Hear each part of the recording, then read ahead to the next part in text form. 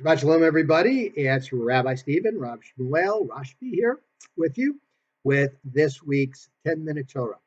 So I hope everybody enjoyed our Saturday night virtual Hanukkah event.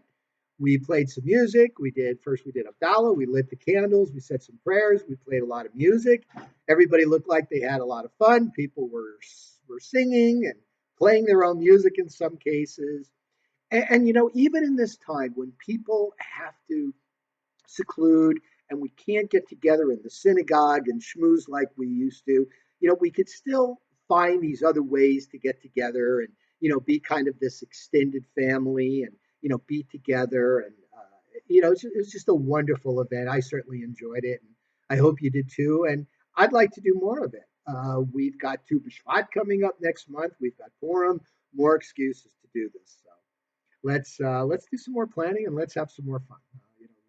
In addition to everything else we do. Okay, so it is still Hanukkah. Happy Hanukkah! And again, as you've noticed, I'm sending my emails out a day early because Tuesday night is when we have our Torah study, our Torah discussion, and this way you can be a little prepared. I'm sending out my 10-minute Torah for this, so you can listen a little bit, maybe do a little of reading on your own, and maybe come with some questions or some comments. It's always good.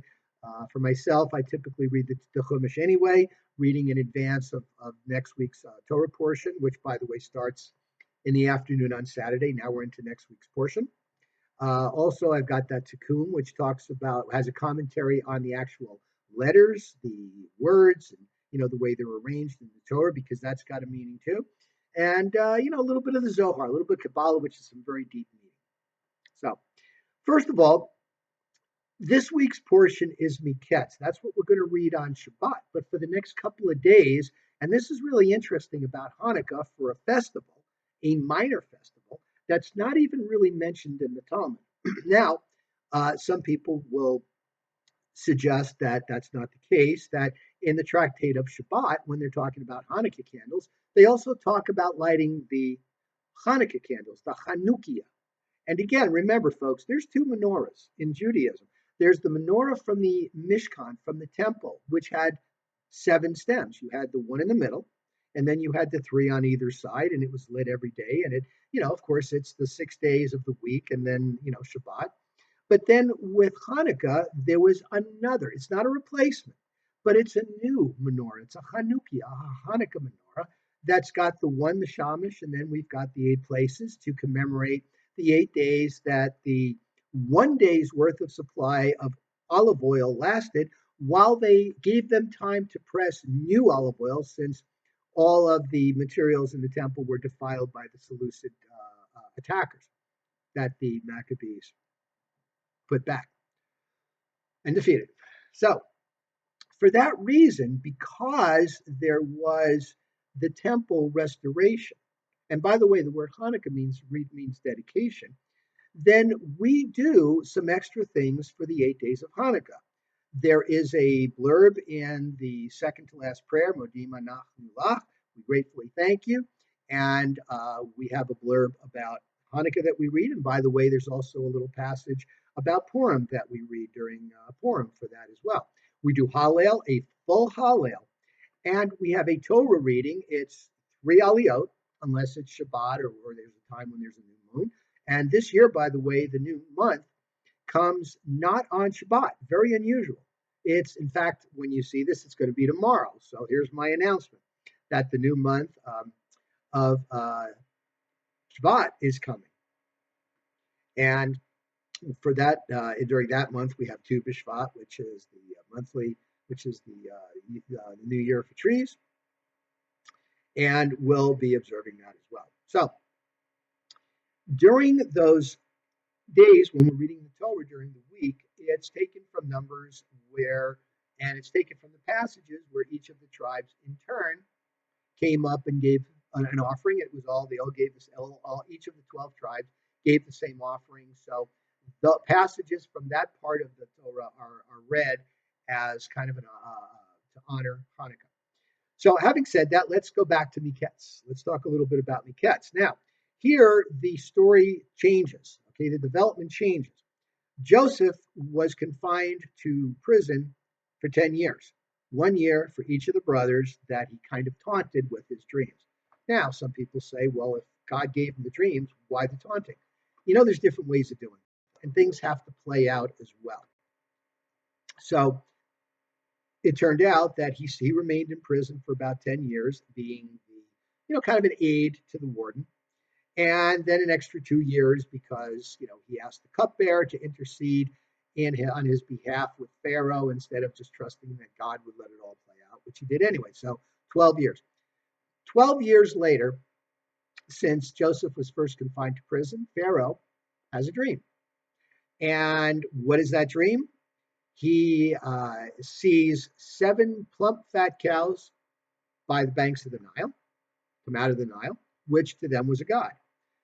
Behind them come out 7 scraggly cows. And what happens? The 7 scraggly cows, each of the scraggly cows swallows whole one of the plump, full cows. And one of the things that Pharaoh says when he's recounting the story to Joseph, because he sends for Joseph, is that when the scraggly cows ate the full cows, it didn't look like they were eating. Now, when all of us have a big meal, our stomach gets a little big, we loosen our belt a little bit, because we've eaten some food, we filled up our stomach. Wasn't that same thing with the cows? Pharaoh gets startled, he wakes up, and it was so vivid, he didn't even realize it was a dream. So now he goes back to sleep, has another dream.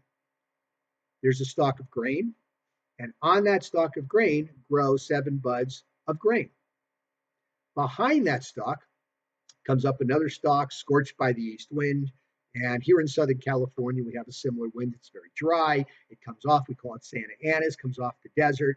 And that's what they had in Egypt too. So from behind the nice stalk of plump grain comes a stalk of scraggly grain, just like the cows, beaten by the east wind, and it swallows the regular grain, the plump grain.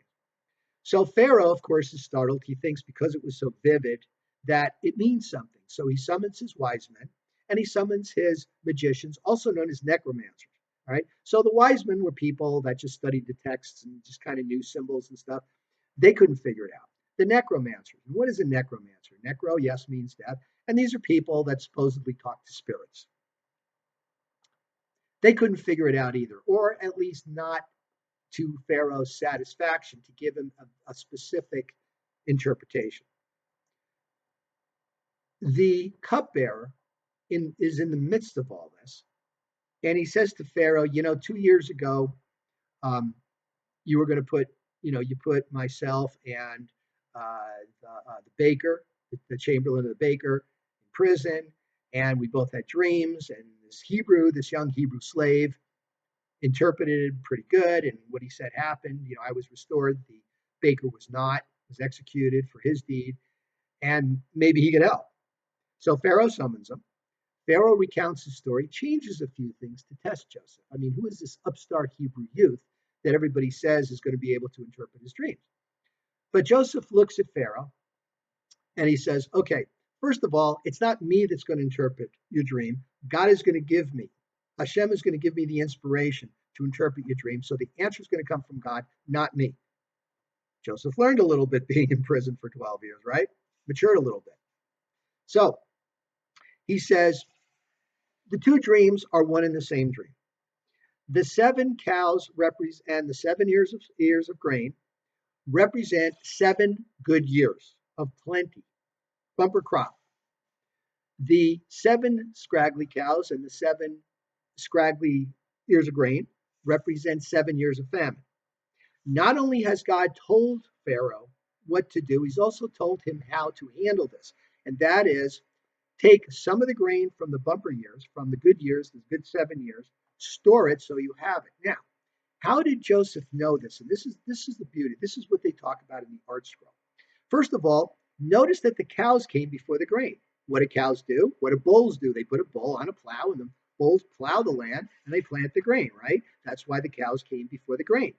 Now, when Pharaoh dreamed that the scraggly cows ate the plump cows whole and it didn't affect him, that was the clue that they needed to divert some of the grain into the storage bins. Now, usually they were taking a tenth. That's where we get the word tithe. Tithe is the Old Latin word for tenth, and that's the tax. So instead of doing a tenth, Joseph said, take a fifth and store the extra tenth.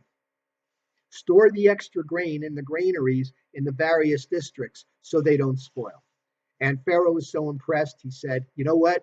You're going to do it. You're going to be in charge. You will be second in command only to me.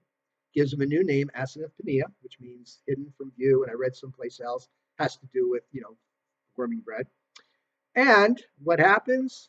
Now there's a famine in the land. And who comes to get grain? Joseph's brothers.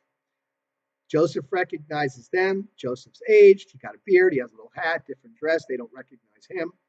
And Joseph plays with them a little bit, to see if they repent, see if they're sincere, and leads up to next week's portion. Okay, so Shabbat Shalom. Happy Hanukkah. Hope you had a great Hanukkah. Remember, we've got Torah study Tuesday night, 7:45. Last week we're doing it at 7:45. We've got Pirkei Avot on Thursday, and we hope to see you in services as well.